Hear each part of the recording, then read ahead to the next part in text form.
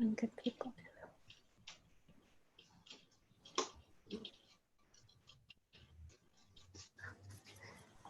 All right.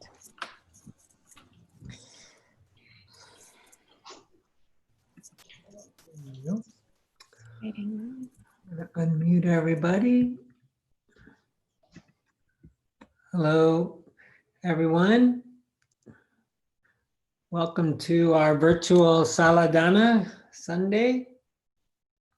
Ignacio, I like your little meditation spot down there. Get this on gallery view.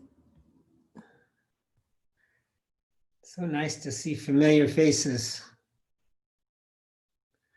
Although a few less people I make up, it's because they're out doing a paseo or sitting at the terraza, or you got lots of freedoms now, lots of choices again. Huh? In Madrid, we have stormy weather, so it's raining here. And Oh, cats and dogs. well, then they should be inside meditating with us, right? Yep. Thank you for your donation, Carlos. Oh, you're welcome. Appreciate Thank it. you for your generosity. We decided as a trial run, our first outgoing donation in Europe, hi Martina, is to Jerome's group, Asociación de Vipassana, because he's doing outreach in the community, and we thought it would be a really good place to start using TransferWise. It's our first time to see if that works. I think we may have also received a donation from Denise. Is Denise here? Oh yeah, Denise, did you make a donation too? Thank you very much. Yeah, thank you. I kind of want to see if we can move to TransferWise because PayPal takes a big cut. They take like 2% or something. TransferWise takes hardly anything. So we're in the process of setting up a Euro account with TransferWise. So, as you probably are aware, things are rather intense here in the United States right now. Not only do we have almost 2 million cases of coronavirus, but we also have riots and, and manifestaciones and people being killed, and it's a locura for sure.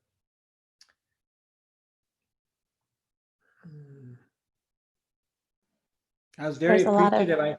I saw there was a big manifestation in London for Black Lives Matter. I thought that was, I don't know if anything happened in Spain, but it was nice to see that people in Europe are also, that this is also an important subject, you know, an important bit of justice.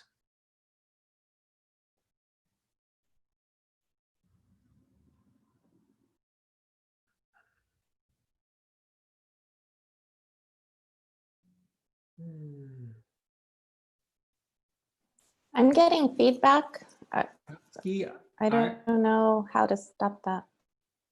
Is anybody I think else it's the delay from YouTube live. Or it might be, yeah. When I mute everybody, it'll probably, well, many people are muted. Huh. If I unmute everybody, you could say hi. Let's see. Hey, hi. A huge storm in Madrid at this moment. That's what I heard. Yeah. Here it's the same, foggy, cold. It's actually, one could say it's stormy here in the United States right now too, but in a different way. We had, I think, I've lived in San Francisco 40 years, I believe. Well, you know, I mean, counting the 5 years in Madrid, but let's say the last 40 years, I don't remember a curfew. Last night, there was the first curfew, I think, since I've lived here. Yeah, we could hear the helicopters and fire trucks and everything going on. But fortunately, nothing in our neighborhood happened bad. But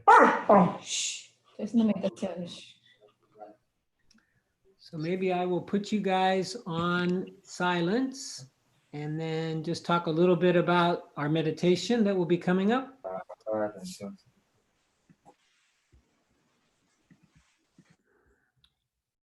There we go.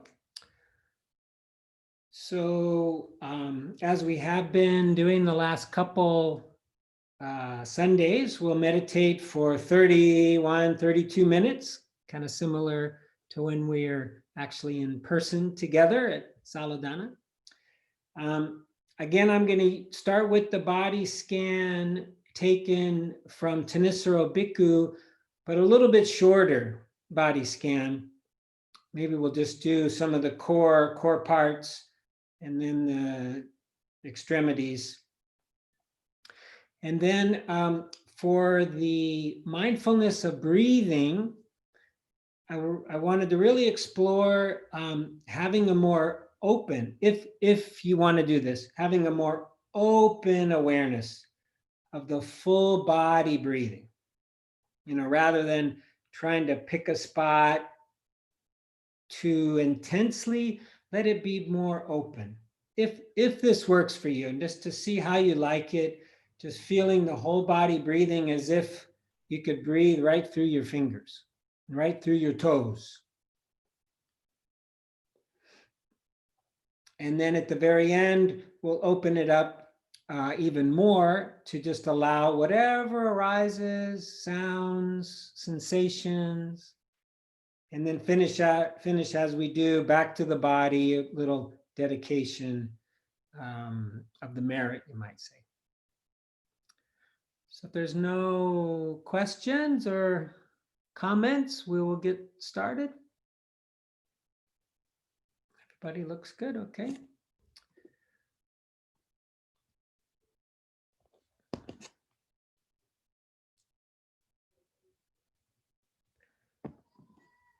So find a comfortable posture. One that you can sustain, that you can maintain for the whole 30 minutes, hopefully. And this is in part because we really want to observe the mind and how the mind reacts. And a lot of times the mind reacts to urges to move, right?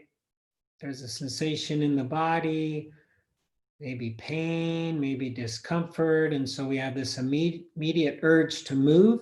So rather than move, just try to observe that urge, that thought, get to know ourselves better.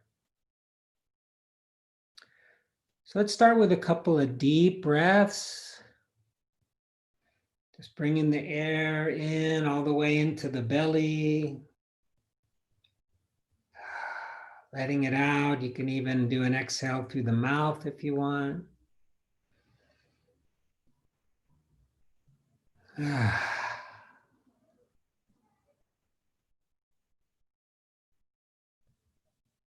then starting out at the area of the navel, just a little bit above the navel.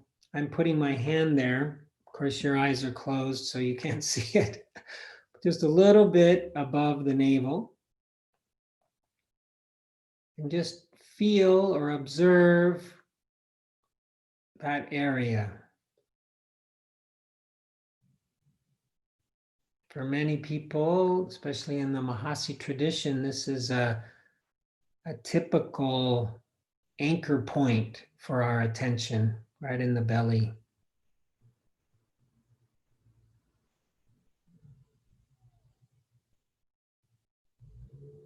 So we just want to notice the movement, notice the breath through the belly, feeling it.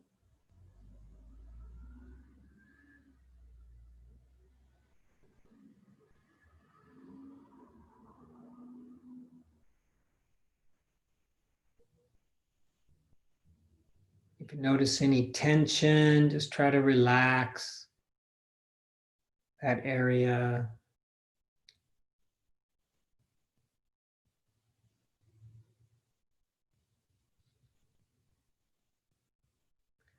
And now let's move up just a little bit to the solar plexus, the area right below the breasts. The bones come together there. Just feel that area.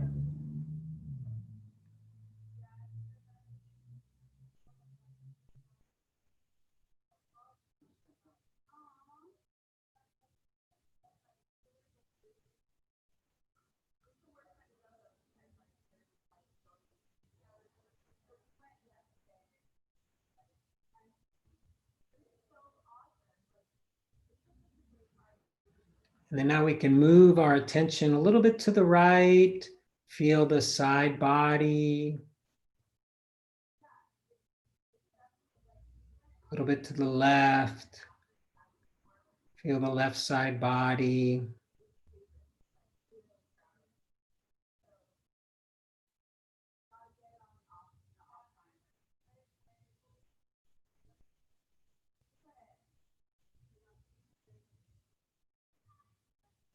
Now moving up into the chest area.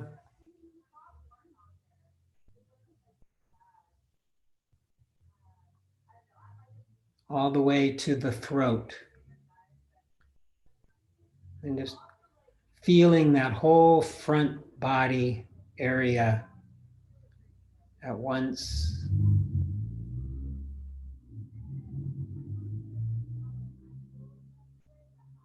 And then now into the head. And this, for some people, can be a little uncomfortable. So if it's uncomfortable, back off a little bit, but try to imagine you can put your awareness, your attention right in the middle of your head. And just feel the whole skull from the center. All the while noticing the breath. Imagining the breath moving through the head.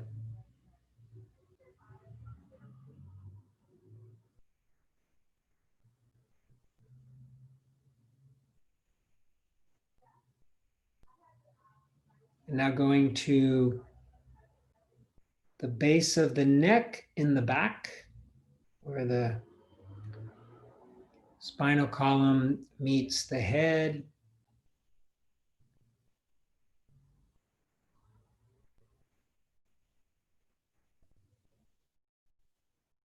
And from there, go to your right shoulder and then down your arm. And by the way, if thoughts come or if it's hard to let go of thoughts, don't worry. Just when you can, join the scan where we are. So from the right shoulder, just down the arm to the hand. Then go over to the left shoulder, down the arm to the hand. Filling the body with awareness. And then back to the base of the neck, the top of the spinal cord, the spinal column, and down the spinal column to the base, to the lumbar region of the back. Then over to the right hip, the right sit bone, the naga. And then down the right leg, out the foot.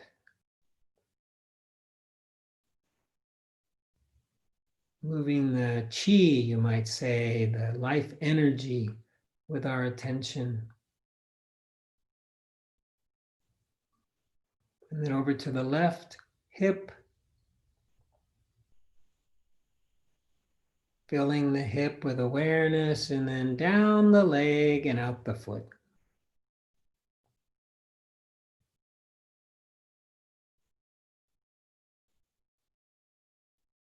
And now feeling the whole body.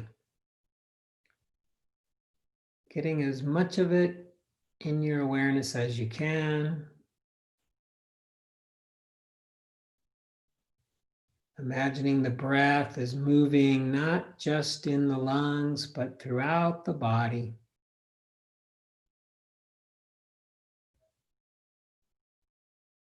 almost as if we're breathing through our pores, the pores of our skin.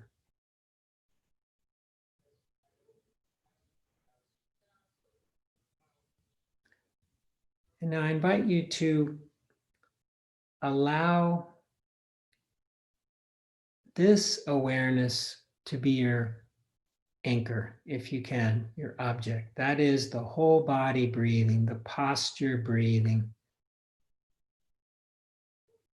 But if that's too open, you need something a little more narrow, more specific. Of course, you can use the breath at the nostrils, at the chest, at the belly. You can use labeling if you want, breathing in, breathing out. You can also ignore the breath and just feel as an anchor, or you can use sounds.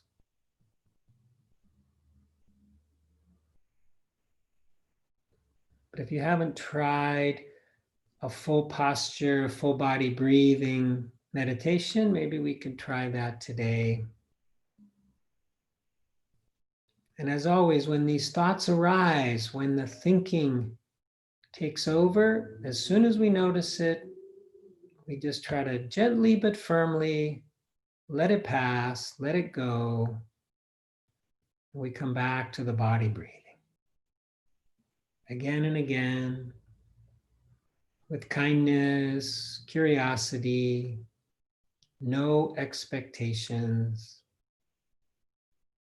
no judgments, no criticisms. It's just a practice.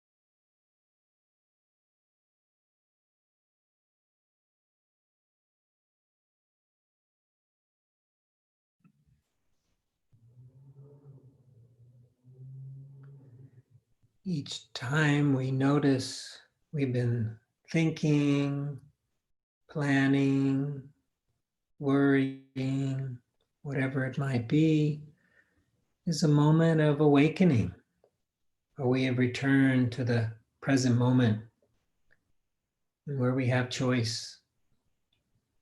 We can just let those thoughts go on their way, come back to the body, come back to the breath with kindness, compassion, curiosity.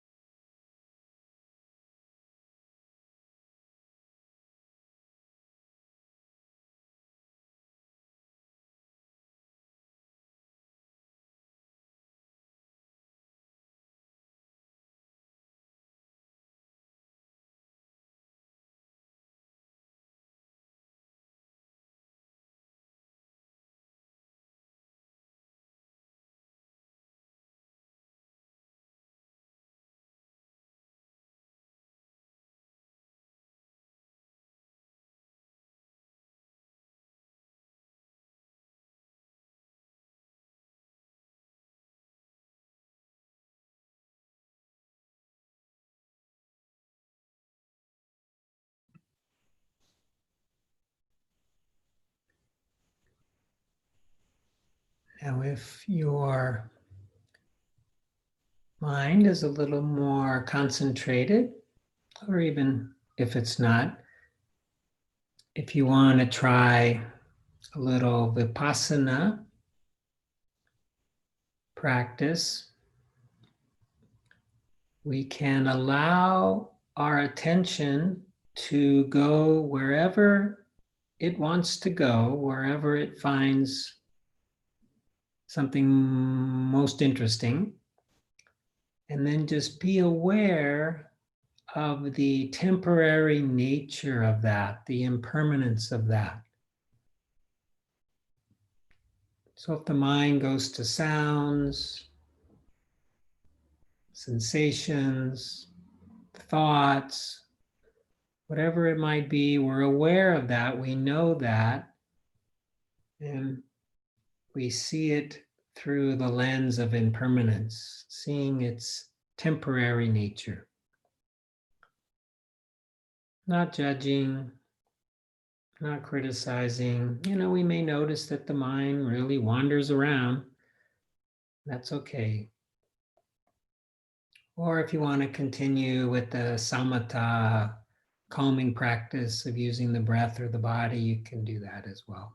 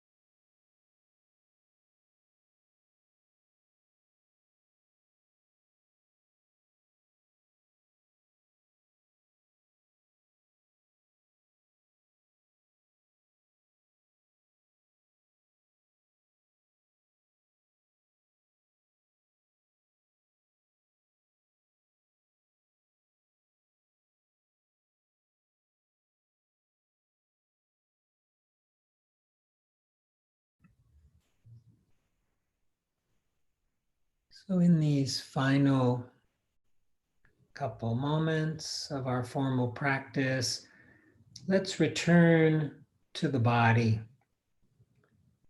no matter where the attention has been.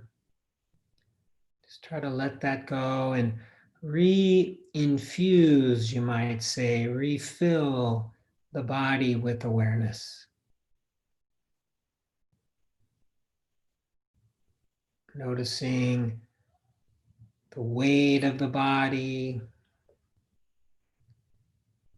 noticing any new sensations. Maybe now there's a little bit of pain or discomfort or a body part sleeping, tingling.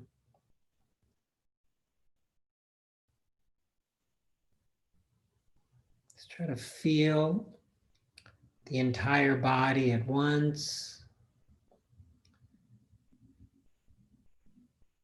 Noticing what is most alive, most obvious.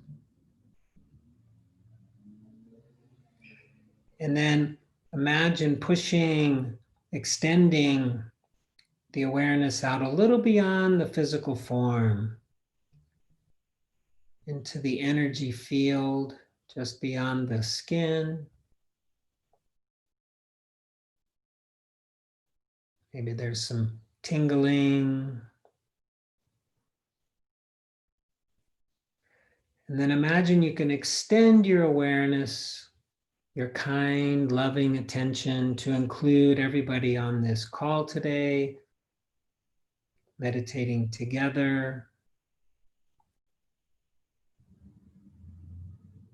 Let's remind ourselves that even though this can seem like a solitary practice, that we're doing this in community, and we're doing it not just for our own selfish reasons, but for the benefit of all beings.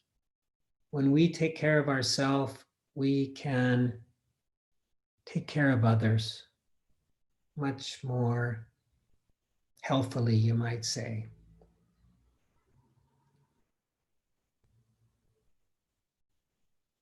Just keeping that in mind. And when you hear the sound of the bell, just notice what might arise in the mind, in the body, any reactions, and just watching them come and watching them go.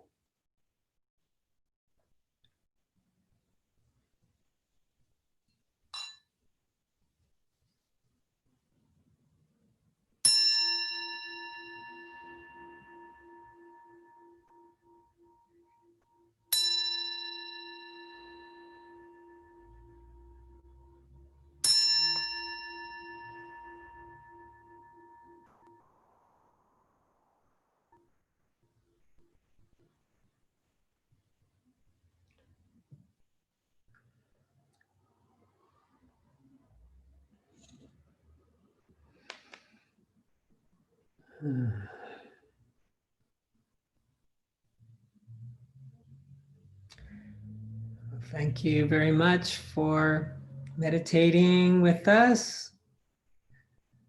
It's still a very, I feel still very connected to Madrid and to Spain, even though I have not been there now for 3 months. That's the longest period that I've been away from Spain for 5 years.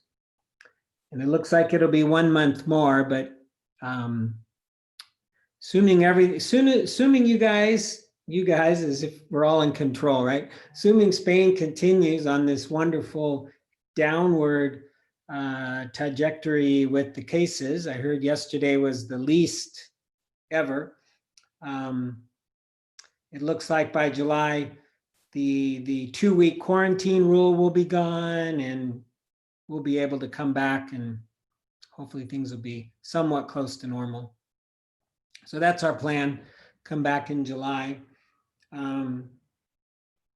We are hearing, and I don't know if it was also Denise who mentioned this, or somebody sent me an email about maybe opening up the physical space of Saladana for small groups. I'm open to that if there is interest, and we've got some guidelines Right now we have 2 sinks, one in the kitchen and one in the bathroom. I'd really like to get that second bathroom with a sink, but my contractor is not available apparently right now. So if anybody has any ideas, a plumber, a contractor, constructor who can just put in a sink and attach it, I'll find it, I'll source it, I'll buy it, send it there. That would be great. I think 3 sinks would be better than 2, but it is nice that we have 2. My idea is, you come in, you wash your hands before touching anything, have physical distancing. But anyways, you guys are there now. I'm not. If anybody wants to kind of lead that, I'm definitely open to that. And there are various people who have keys. So let's see, just a little announcements maybe first. So next Saturday, the Saturday que viene, right? The monk, Bhante Sanata Bihari from Los Angeles, he's going to be having like a 3-hour, I don't know if it's exactly like a workshop or a conversation, but about psychology and Buddhism. And I think he has as a guest a psychiatrist who has been a longtime practitioner. And so I put that on our meetup group, the Madrid Meditation Meetup. I think it starts at 5. It might be like 5 o'clock in the afternoon, your time. It'll be in Spanish, but that's coming up. And then next Sunday, we're going to have Subacho, who is, he was a monk for 20 years in the Ajahn Chah tradition, 10 years in Thailand, 10 years in England. He also serves as my meditation mentor. He's a meditation master. In fact, I'm going to show you guys a picture of him. So he's the one with the cap, with the gorra, right? Or gorro, I forget, gorra, right there in the middle. This is a picture of him and others at the first Extinction Rebellion protest in London. I believe they're blocking the London Bridge. He was there all day meditating. I don't even think he has a cushion.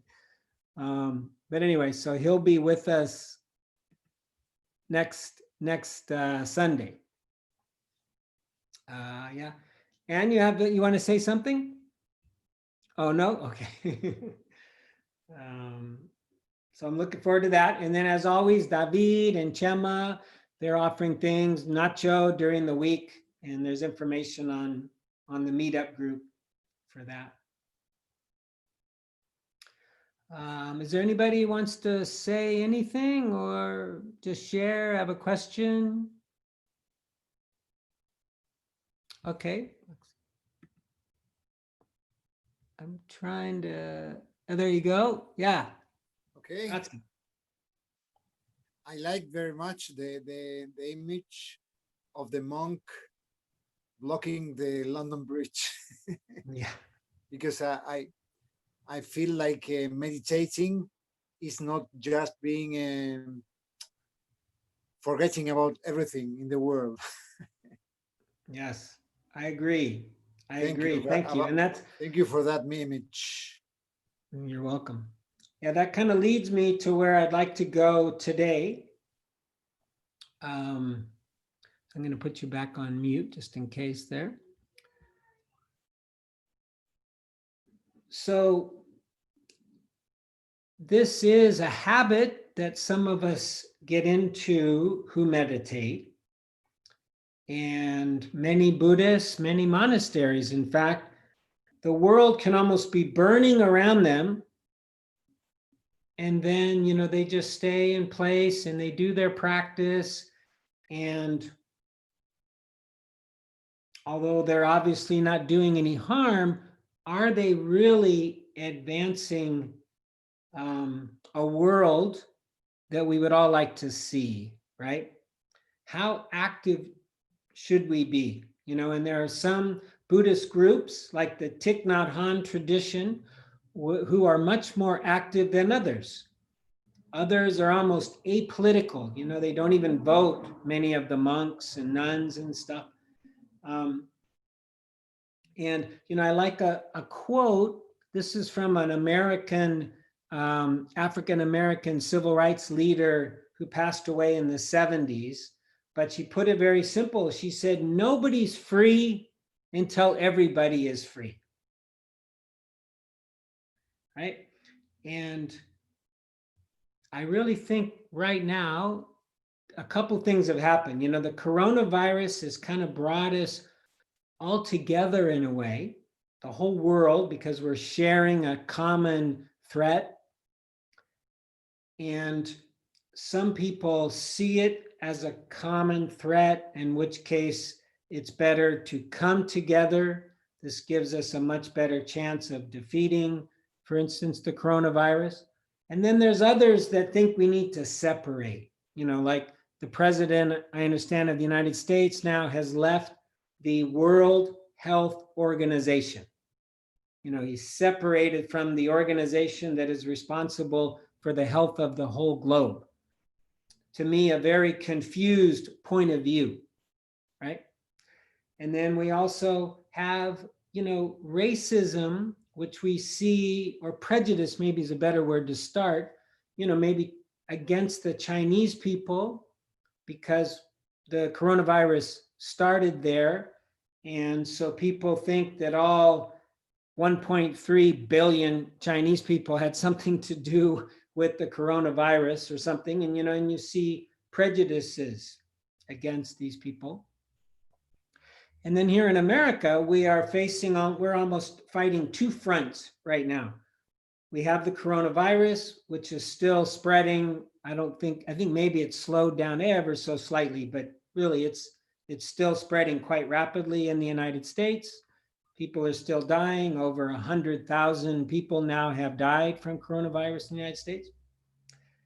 And then we're still fighting the fight against systemic racism, which has existed in the country my whole life, and probably, well, I would say the whole history of the United States. There has been systemic racism, especially against Black people, against the people that are the descendants, especially of the slaves that were brought over here at the country's founding, right? And what's interesting now is, because of phone cameras and phone videos, it's impossible for people to deny it, because it's in, you know, you can see it with your own eyeballs. And so this particular fight is at the forefront of people's attention, and maybe also because many of us are at home. You know, it's another example of causes and conditions. This is a beautiful Buddhist teaching, which, when I look at things through the fact that nothing arises on its own, nothing arises by itself. Everything arises as a result of causes and conditions coming together, and then something arises, something manifests, right? And then this manifestation becomes a cause and condition that might cause something else to arise, something else to manifest, right? So right now, one of the causes or conditions, I think, that we're now seeing the racism is many people are glued to their screens, right? They're watching the news, they're on social media more than ever. You know, the young people, they can do everything with the phone, and many of you are young, so you probably know how. You can walk, you can exercise, you can do everything, and the phone is always there. For some of us older people, it's either we're walking or we're on social media, but you know, more people are paying attention, right? And so now we're seeing things that happen all the time. You know, Black people in America are killed by police all the time, right? This is not new, but now we've got it, boom, in video, undeniable. You know, in this latest happening, which I'm sure you've seen over there too, of this man, George Floyd, who was tortured basically for, I think, 8 minutes by a policeman, has his full weight, his knee on the man's neck while he's handcuffed and cannot move until eventually he dies, or he gets so close to death and then he dies very soon after. This has really upset a lot of people. They're like, basta, right? Enough. Something has to be done. And that has exploded into, I think, in 30 cities throughout the United States, there have been violent protests. And a lot of these people who caused the violence, who burned down buildings and stuff like that, they don't even care anything about Black Lives Matter, but they're pissed off. They're, anarchists and stuff. And so it's like a perfect storm of stuff just coming together. And from a Buddhist perspective, we know that the absolute reality is we are one family. We are one, literally, the planet, the animals, the plants, the minerals, the people, we're all one. We're connected. We are interconnected, right? And that these separations that we create are fabricated. And I'm going to read a wonderful quote. This is from Dogen, who was a 13th century Zen master from Japan. And for the longest time, I'd never really understood what this meant, but now I think I get it. And it goes like this. What is the way of the Buddha? What is the way of the Buddha? It is to study the self. And what is the study of the self? It is to forget the self. And to forget the self is to be enlightened by all things. So the way I can kind of deconstruct that is through our practice of observing the mind, observing the body, observing the impermanence of all things, we start to realize that this self, this person that I call Jim, is in fact pretty empty, really. And that this self is really a fabrication over my lifetime and before of causes and conditions. My parents got together, that was a condition, right? They had to do that, right? And fortunately, I was born, although my mother told me it took 12 hours of labor before I finally was born. But I was born. They gave me a name, although I understand it also took a day. I was Boy Forbes for a day.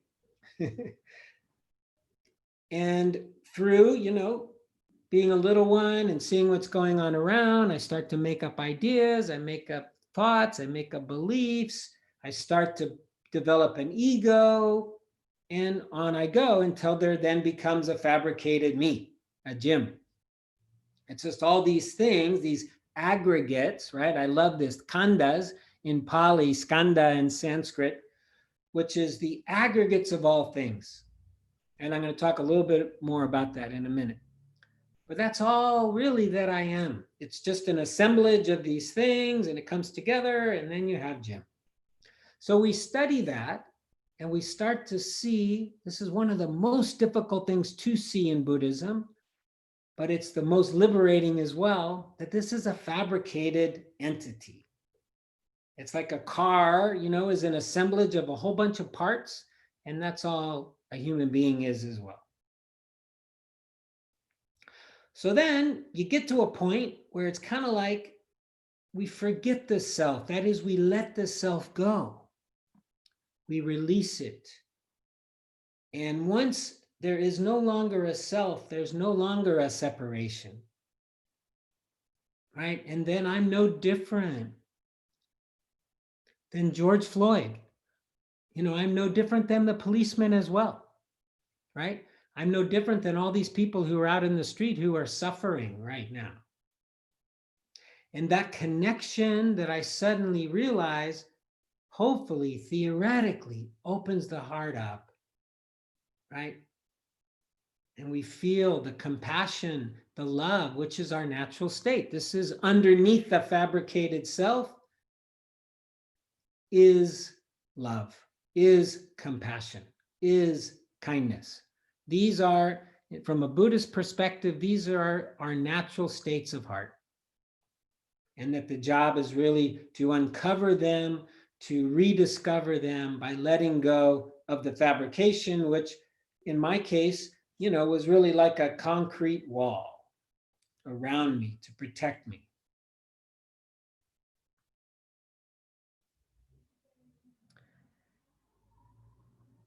And so I'm going to talk a little bit about this, the teaching of the aggregates, the teaching of the khandhas, the skandhas.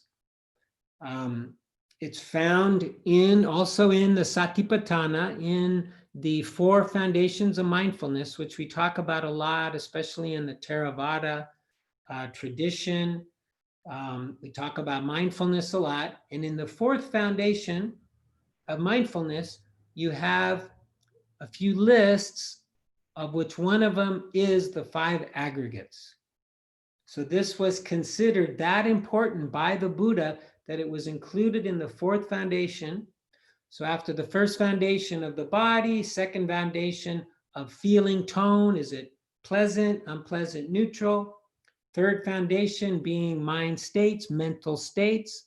The 4th one are these lists, right? The obstaculos, the hindrances, the aggregates, the 4 noble truths, the 6 sense doors, the 8-fold path. So the 5 aggregates, real quick. The first one is form. There's form, not only physical form, but mental form, ideas. This is a part, the way the Buddha saw it, all conditioned things have these 5 aggregates, these 5 components. Form. The second one is the feeling tone. So this is just a part of being human. Part of being probably any being is if we perceive something as helpful, it's pleasant. We're attracted to it. Something is unhelpful, we consider it unpleasant, we are averse to it, or it's just neutral. This is a fundamental part of being a human being. And then the third one is perception, how we perceive things, right? We see things, we name it, we remember it, we kind of put it together, and this is essential for survival. The 4th one are the mental formations, the sankharas, the things that we develop as a result of perception, as a result of the feeling tone, as a result of the form. And then the last one is consciousness, our awareness. All things have these 5 aggregates. And so I want to talk just briefly about the perception, right? Because this is so important right now, I think. I'm going to give you an example. So we have a new, we being the United States, has a new security, I think he's called a security advisor. And he advises the president on security matters.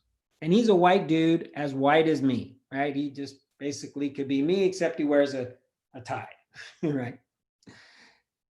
And yesterday he said, there is no systemic racism in the United States.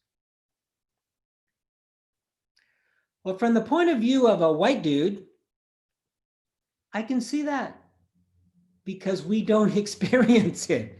We have no idea what it's like to have racism hold us down because we're the one doing the holding down, right? Or we're the one who's contributed to it. So yes, I get that. And for me, for so many years, most of my life, I didn't understand what it would be like, for instance, to be a Black person or a brown person in the United States. I only saw it through the lens of being a white guy. So this is my perception, right? I see something, looks fine, no systemic racism as far as I'm concerned. But with awareness, and in fact, this new term, which my daughter, I believe it was my daughter, might have been Anna Monica, brought to my attention, which I love, is called white awake. So rather than being wide awake, right? We wake up and despierto and I'm awake. This one is white awake, despierto blanco, right? Because I'm white and I want to be awake to my whiteness.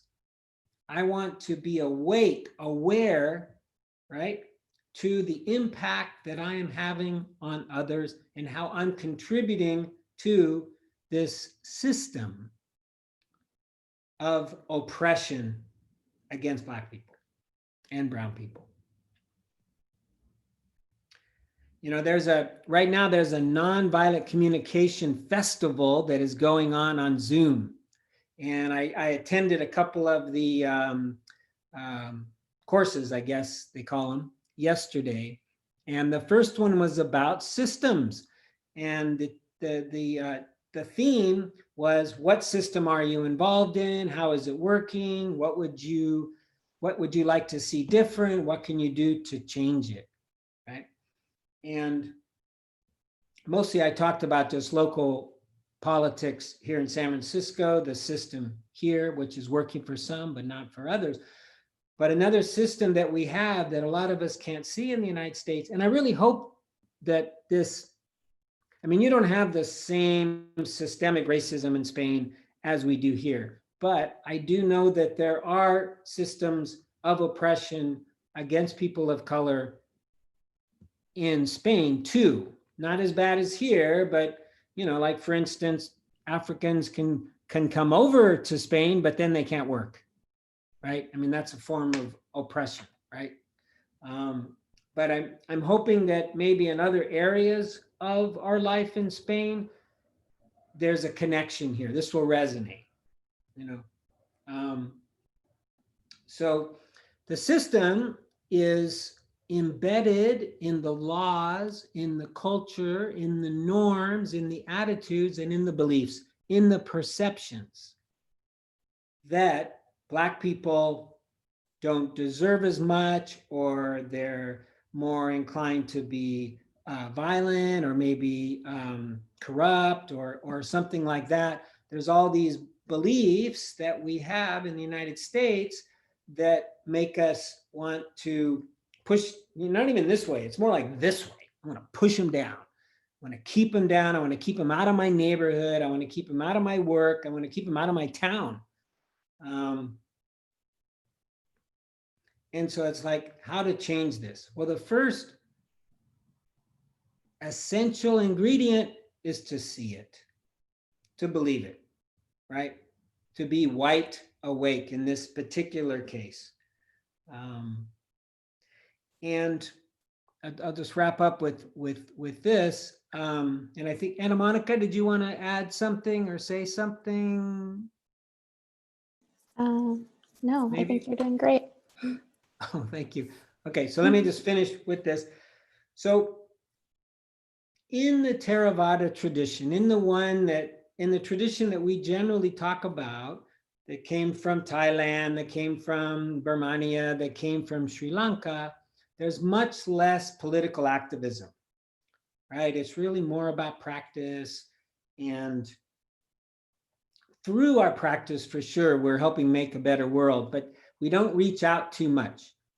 But there are other traditions, especially like the Thich Nhat Hanh tradition, where Thich Nhat Hanh, he was an activist, right? He tried to stop, and he was maybe even instrumental in helping stop the Vietnam War, a war where almost 2 million people, Vietnamese mostly, were killed.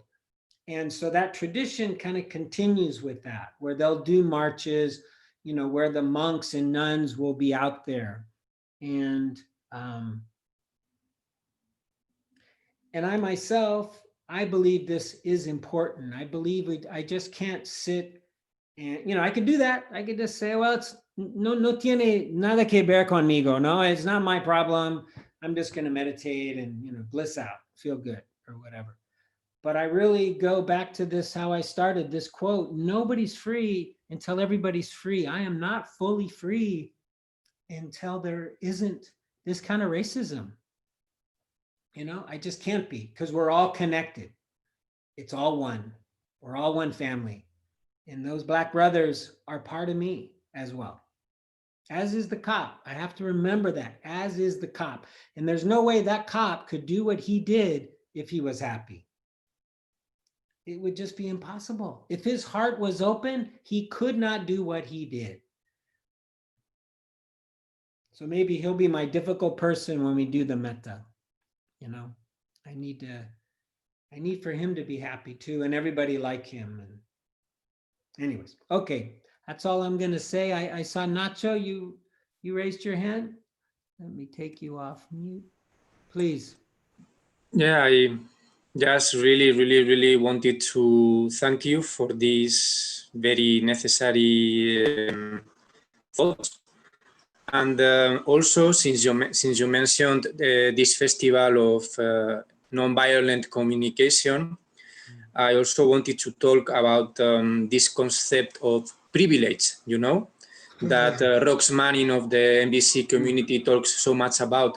And I think that it's quite related to this other concept that you talk about today of wide awake, no? Yes. But I think that in Buddhist also, for me, just for me, privilege is very important because Buddha also was a prince, and he used his privilege to help other people.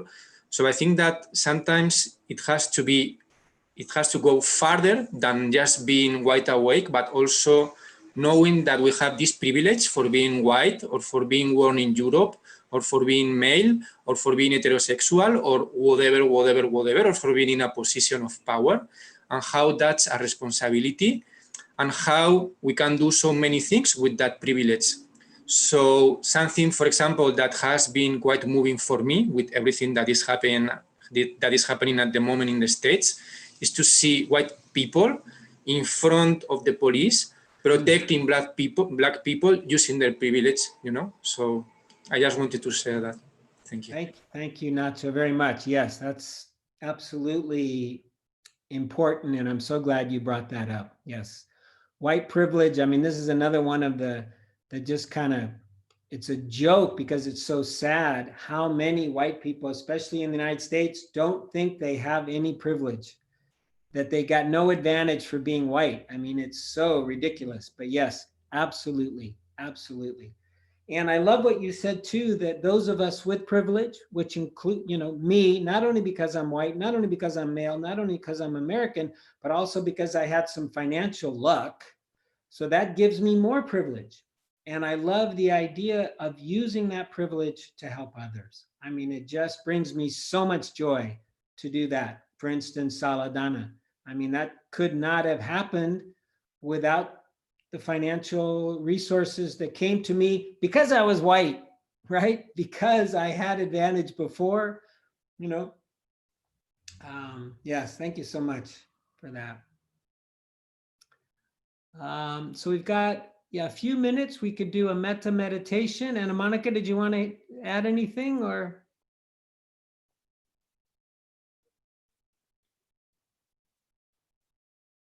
Are you stuck on, there you go.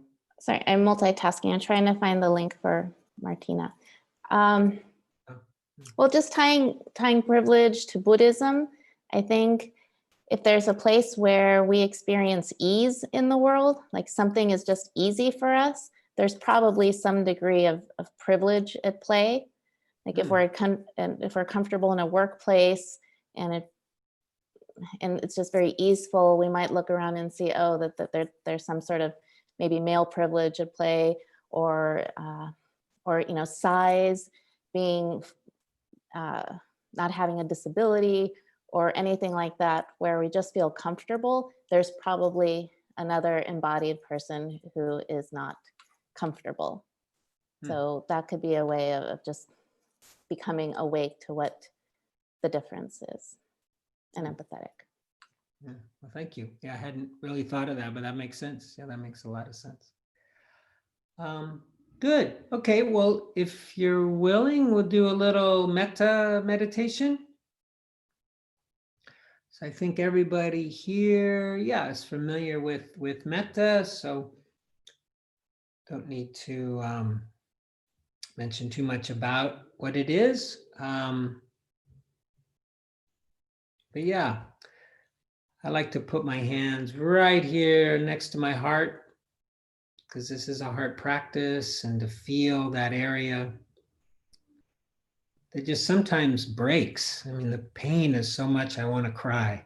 And sometimes I do. When others suffer and we feel it, the natural response is to hurt, and hopefully the natural response is to want to help. And one way I think we can help is through this practice of metta.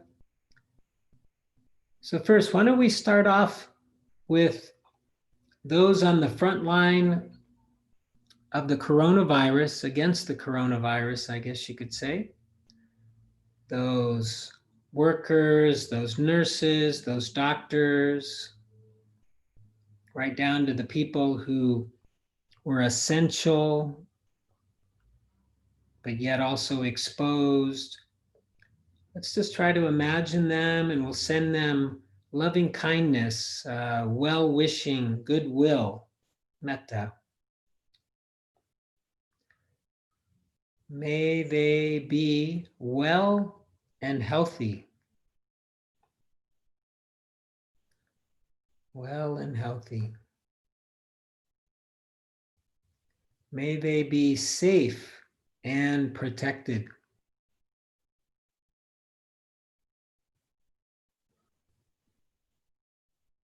May they live with ease. It's interesting. Maybe it's like live with privilege. Live with ease. And may they be happy.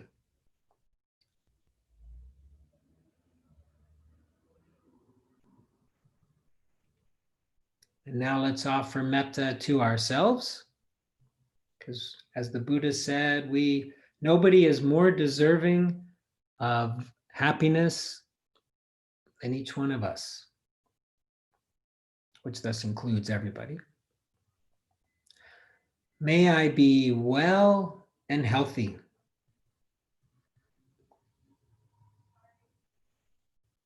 May I be safe and protected.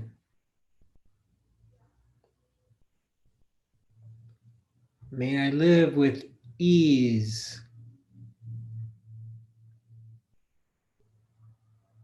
May I be happy.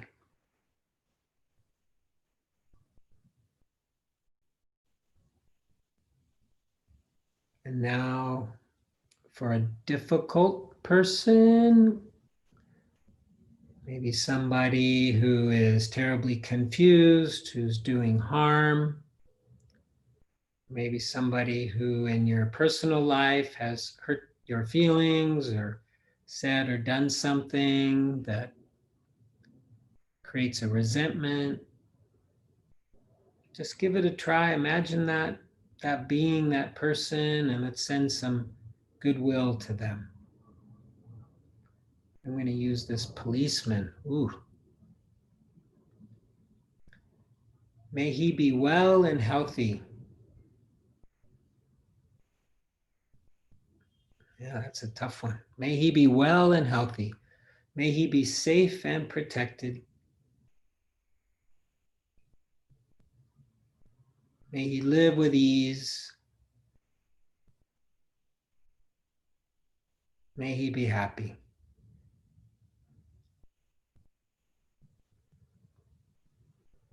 And now for all beings, without exception, in all directions, may all beings be well and healthy.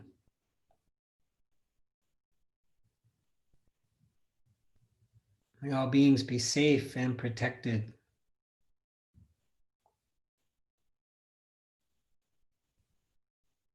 May all beings live with ease.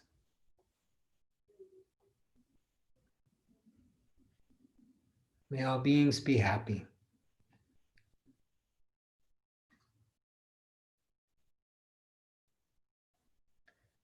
And finally, to share, to dedicate the merit of our practice today, our Buddha natures, our Sangha and the teachings. For the benefit of all beings, may all beings be happy and peaceful, healthy and strong, safe and protected. May all beings be free from suffering and the causes of suffering, free from war, violence, racism, discrimination of any form, and free from coronavirus. And may all beings find their path that leads to awakening, whether it's white awakening or whatever form allows them to open their heart and feel and be and act on their true nature. May all beings be free.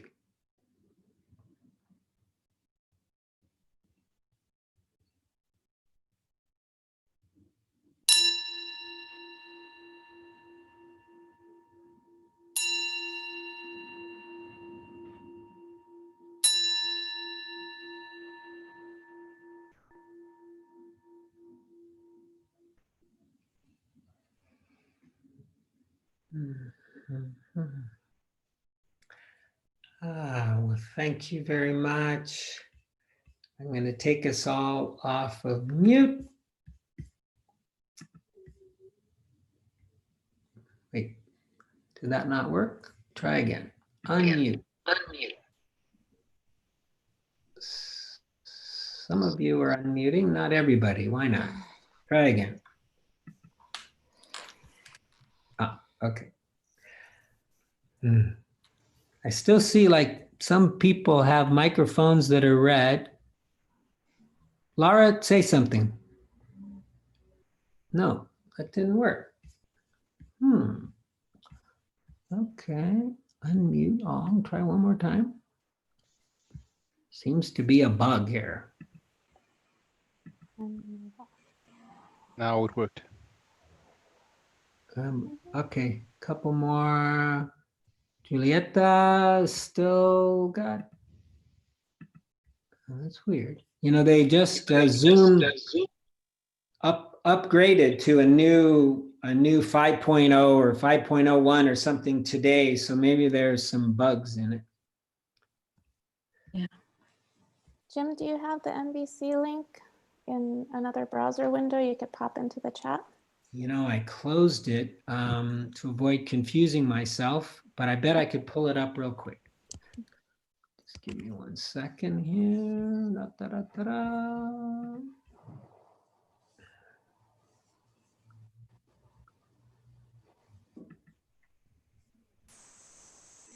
So it's a, yeah, kind of a multi-step thing. Let's see.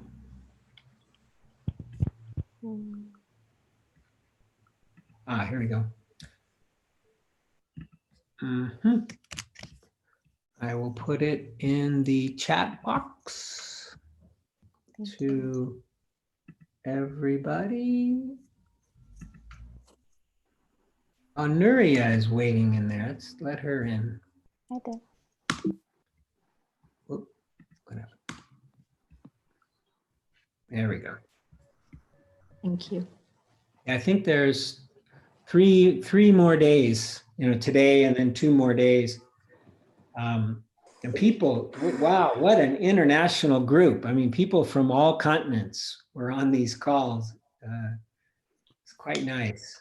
And, you know, I've sort of, over the last few years, I've sort of pulled away from NVC to more focus, you know, on our Sangha. But according to some of the participants, NVC is just growing like crazy, which I just think is so awesome. You know, after the founder passed away, there was always a concern, you know, that maybe it would die out, but it seems to be just the opposite. So if you, those of you who have hung in there, if you'd like to do some small groups, I'm happy to form those. People want to do some small groups, say hello in the small groups. Okay, and if you don't want to, you know, you don't have to. I'll be here. So I'll try to do groups of 3. So let's see here, breakout rooms.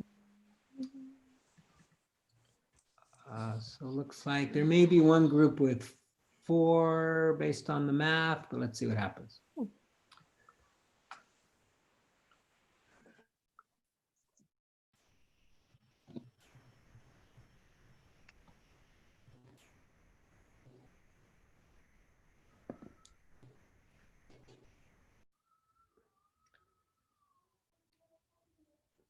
Luis, I hope you can get in a room. Very good. Perfect. Perfect.